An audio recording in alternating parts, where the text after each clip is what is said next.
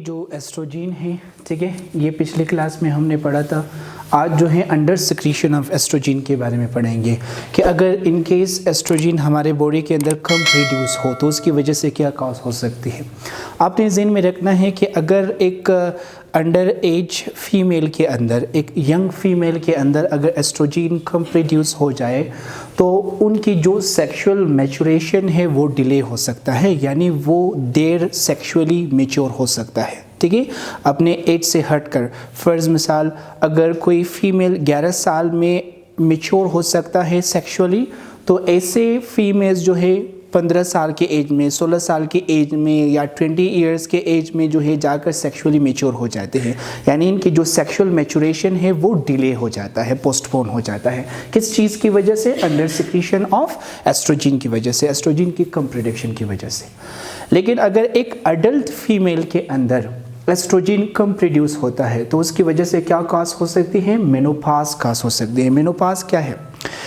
वो time period जिसके दौरान कोई फीमेल प्रेग्नेंट नहीं हो सकता, उस टाइम पीरियड को हम क्या कहते हैं? मेनोपॉज कहते हैं। ठीक है, तो आपने ज़हन में रखना है कि अगर एक अडल्ट फीमेल के अंदर जो है एस्ट्रोजन कम प्रोड्यूस हो जाए तो वो मेनोपॉज का शिकार हो सकता है, यानी एक ऐसा कंडीशन उनके बॉडी के ऊपर आ जाता है जिसकी वजह से वो प्रेग्नेंट नहीं हो सकता, या फिर वो कम्प्लीटली स्टेराइल हो सकता है, यानी हमेशा के लिए वो फिर प्रेग्नेंट नहीं हो सकता। मेनोपॉज और स्टेराइल के दरमियान थोड़ा सा फ़र्क होता है। मेनोपॉज जो है वो शॉर्ट, एक ख़ास मुद्दत के लिए होता है, उसके बाद वो दोबारा नॉर्मलाइज हो जाता है। लेकिन स्टेरिलिटी एक ऐसा कंडीशन है कि वो पूरी उम्र फिर प्रेग्नेंट फिर नहीं हो सकता। ठीक है, तो आपने ज़हन में रखना है कि अगर यंग एज फीमेल के अंदर एस्ट्रोजन कम प्रोड्यूस होता है तो उनकी सेक्सुअल मैच्योरेशन डिले होती है। लेकिन अगर अडल्ट फीमेल के अंदर ये कम प्रोड्यूस होता है तो वो या मेनोपॉज का शिकार हो सकता है, यानी एक ख़ास मुद्दत तक वो प्रेग्नेंट नहीं हो सकता, या फिर जो है अगर वो स्टेरिलिटी का शिकार भी हो सकता है, यानी स्टेराइल भी हो सकता है, यानी पूरी उम्र जो है फिर उसके बाद प्रेग्नेंट नहीं हो सकता। ठीक है, ये था अंडर सिक्रीशन ऑफ एस्ट्रोजन। उसके बाद हमारे पास है ओवर प्रोडक्शन ऑफ एस्ट्रोजन। अगर एस्ट्रोजन ज़्यादा प्रोड्यूस हो तो उसकी वजह से क्या कॉज होती है? एस्ट्रोजन अगर ज़्यादा प्रोड्यूस हो जाए एक फीमेल के बॉडी के अंदर तो उसकी वजह से फाइब्रॉइड कॉज हो सकती है। फाइब्रॉइड हम किसे कहते हैं? जब यूट्रस एबनॉर्मली ग्रो कर ले तो उसे हम क्या कहते हैं? फाइब्रॉइड कहते हैं। ठीक है, अगर यूट्रस की एबनॉर्मल ग्रोथ हो जाए तो एबनॉर्मल ग्रोथ ऑफ यूट्रस को हम क्या कहते हैं? फाइब्रियोड्स कहते हैं। और फाइब्रियोड किसकी वजह से होती हैं? एस्ट्रोजन की ज़्यादा प्रोडक्शन की वजह से होता है। उसके बाद एक हार्मोन था फीमेल में जो मैं भूल गया, आखिर में मैंने लिखा है, वो हार्मोन क्या है? प्रोजेस्टेरोन। ये भी हार्मोन है जो फीमेल के बॉडी के अंदर प्रोड्यूस होता है। तो पहले ये पढ़ते हैं, उसके बाद फिर टेस्टिस की तरफ आते हैं। प्रोजेस्टेरोन जो है इससे कौन प्रोड्यूस करता है? प्रोजेस्टेरोन को प्रोड्यूस करने वाला रैप्चर्ड फॉलिकल्स होते हैं, यानी जब फॉलिकल्स फट जाते हैं तो उस फटे हुए फॉलिकल्स में से, उस रैप्चर्ड फॉलिकल्स में से क्या प्रोड्यूस होता है? प्रोजेस्टेरोन प्रोड्यूस होता है। और आपने ज़हन में रखना है रैप्चर्ड फॉलिकल्स को कौन स्टिमुलेट करता है कि आप प्रोजेस्टेरोन प्रोड्यूस करें? लैटोनाइजिंग हार्मोन। ठीक है, इंटीरियर पिट्यूटरी ग्लैंड वो लेटोनाइजिंग हार्मोन प्रोड्यूस करता है।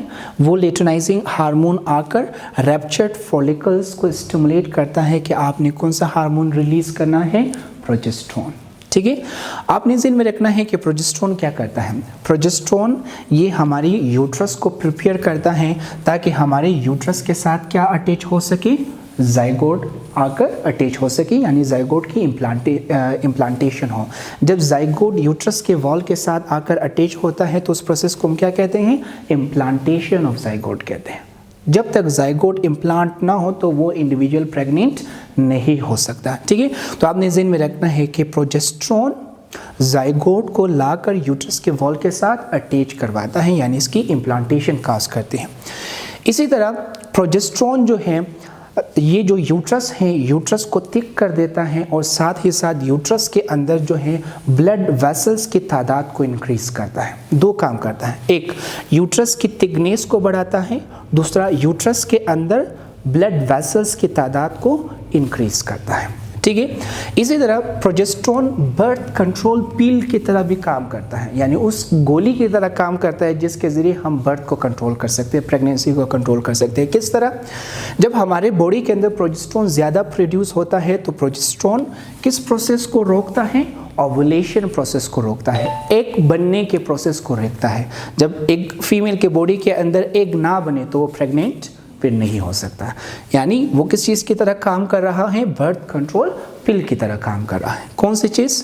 प्रोजेस्टेरोन, ठीक है। जब कोई फीमेल प्रेग्नेंट होता है तो ड्यूरिंग प्रेगनेंसी प्रोजेस्टेरोन प्रोड्यूस होता है और वो प्रोजेस्टेरोन किस चीज़ को रोकता है?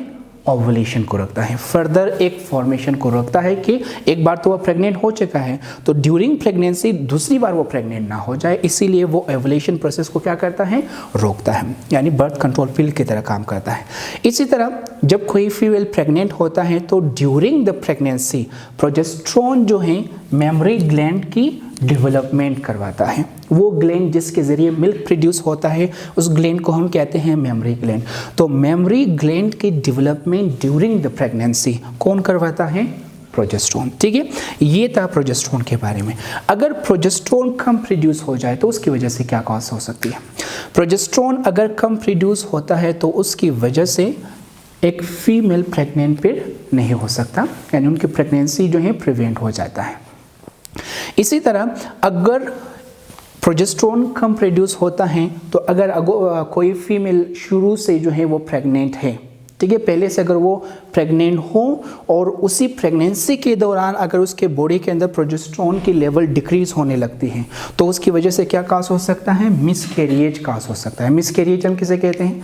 3 महीने से पहले जब बेबी की बर्थ हो तो उसे हम क्या कहते हैं? मिसकैरिएज कहते हैं, ठीक है। 3 महीने से आप देखें कि एक बेबी जो है वो मदर की बॉडी में 9 मंथ तक रहता है, ठीक है। 3 ट्राइमेस्टर जिसे हम कहते हैं, पहले 3 मंथ को हम कहते हैं फर्स्ट ट्राइमेस्टर, दूसरे 3 मंथ को हम कहते हैं सेकंड ट्राइमेस्टर और आखिरी जो 3 मंथ होते हैं उसे हम क्या कहते हैं? थर्ड ट्राइमेस्टर कहते हैं। अगर पहले ही ट्राइमेस्टर में बेबी की बर्थ होती है, यानी पहले 3 महीने में अगर बेबी की बर्थ हो तो उसे हम क्या कहते हैं? मिसकैरिएज कहते हैं। तो आप ये ज़हन में रखना है कि अगर एक प्रेग्नेंट फीमेल के बॉडी के अंदर प्रोजेस्टेरोन कम प्रोड्यूस हो जाए तो उसकी वजह से वो मिसकैरिएज का शिकार हो सकता है, यानी उनका बेबी 3 महीने से पहले उनकी बर्थ हो सकती है, ठीक है। इसी तरह अगर वो प्रेग्नेंट नहीं है फीमेल तो उसकी प्रेगनेंसी को ये क्या करता है? रोकता है। कौन? अंडर सिक्रीशन ऑफ प्रोजेस्टेरोन, यानी प्रोजेस्टेरोन की कम प्रोडक्शन, ठीक है। ये था प्रोजेस्टेरोन के बारे में। अब आते हैं नेक्स्ट जो टॉपिक था हमारा वो है टेस्टिस। मेल जो गोनेट्स हैं, मेल जो रिप्रोडक्टिव ऑर्गन है उसे हम क्या कहते हैं? टेस्टिस कहते हैं। टेस्टिस जो है ये एक हार्मोन प्रोड्यूस करता है, इसके हार्मोन का नाम क्या है? एंड्रोजिन। ये एंड्रोजिन हार्मोन कब प्रोड्यूस करता है? आपने ज़हन में रखना है ये जो इंटीरियर पिट्यूटरी ग्लैंड है, इंटीरियर पिट्यूटरी ग्लैंड एक हार्मोन प्रोड्यूस करता है, उसके हार्मोन का नाम है फॉलिकल स्टिमुलेटिंग हार्मोन। ये फॉलिकल स्टिमुलेटिंग हार्मोन आकर टेस्टिस को स्टिमुलेट करता है कि आपने कौन सा हार्मोन रिलीज करना है? एंड्रोजिन, ठीक है। तो एंड्रोजिन किस हार्मोन की स्टिमुलेशन के ऊपर प्रोड्यूस होता है? Follicle stimulating hormone. और इस हार्मोन को फिर कौन प्रोड्यूस करता है? इंटीरियर पिट्यूटरी ग्लैंड, ठीक है। एंड्रोजिन हमारे पास बहुत सारे टाइप्स के होते हैं, लेकिन हम 2 एंड्रोजिन्स के बारे में डिस्कस करेंगे। एक का नाम हमारे पास है टेस्टोस्टेरोन और दूसरा हमारे पास है बीटा हाइड्रोक्सी स्टेरॉयड डिहाइड्रोजिनेज, ठीक है। ये जो एंड्रोजिन है ये बहुत सारे टाइप्स के होते हैं। हम 2 एंड्रोजिन के बारे में डिस्कस करेंगे, एक टेस्टोस्टेरोन और दूसरा क्या है? Beta hydroxy steroid dehydrogenase.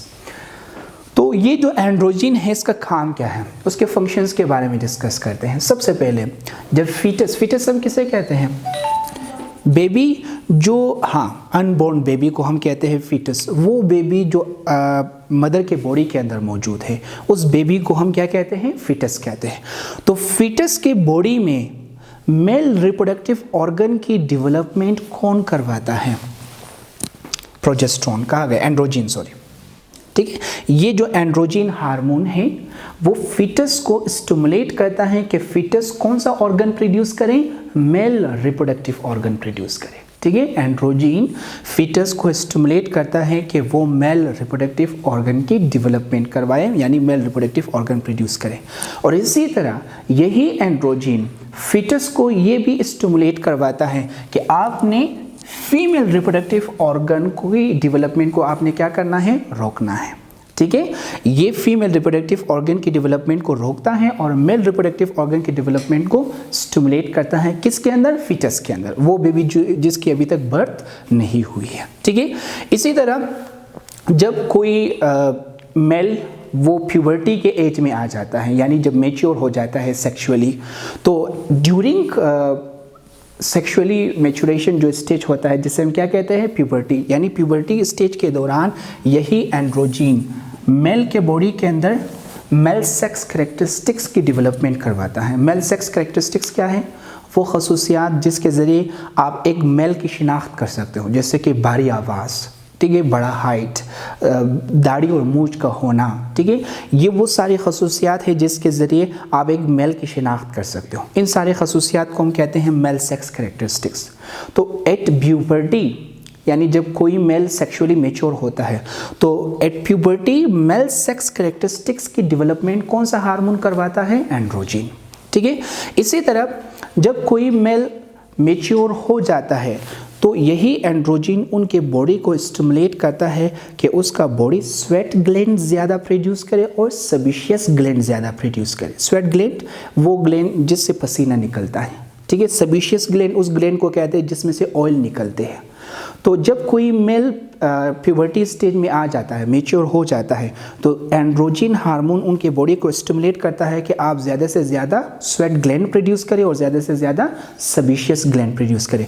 इसीलिए जब आप एक बच्चे को देखते हो तो उसकी बॉडी से कम स्मेल आता है, लेकिन जब आप किसी एडल्ट को देखते हो तो उसकी बॉडी से ज़्यादा स्मेल आता है। क्यों? क्योंकि उनके बॉडी के सरफेस के ऊपर ज़्यादा स्वेट और सेबेशियस ग्लैंड की डेवलपमेंट होती है, ठीक है, इसीलिए।